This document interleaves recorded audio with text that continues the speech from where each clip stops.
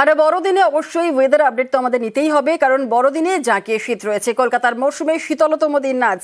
কলকাতার সর্বনিম্ন তাপমাত্রা কত রয়েছে আপডেট নেব। আমাদের সঙ্গে রয়েছেন আমাদের প্রতিনিধি বিশ্বজিৎ সাহা। Biswajit, merry Christmas. জাঁকিয়ে শীত আমরা উপভোগ করছি। কলকাতার মরশুমে তো আজ শীতলতম দিন। কলকাতার সর্বনিম্ন তাপমাত্রা কত রয়েছে?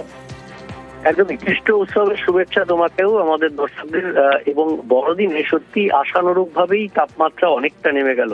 যেরকম আলিপুর আবহাওয়া দপ্তর পূর্বাভাস দিয়েছিল 13 থেকে 14 ডিগ্রি সেলসিয়াসের মধ্যে থাকবে তাপমাত্রা, এই প্রথম মরশুমে কলকাতায় 13 ডিগ্রি সেলসিয়াসের ঘরে নামলো পারদ।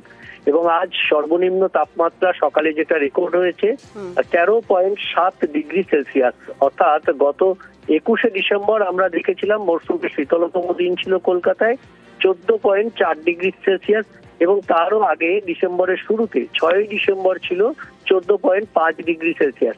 এবার আমরা যদি এক বছর আগে পিছিয়ে যাই, আজকের বড়দিনে 2024-এ তাপমাত্রা অনেকটা বেশি ছিল, এবং গত 10 বছরের উষ্ণতম বড়দিন পালন হয়েছিল 2024-এ 18.2 ডিগ্রি সেলসিয়াস।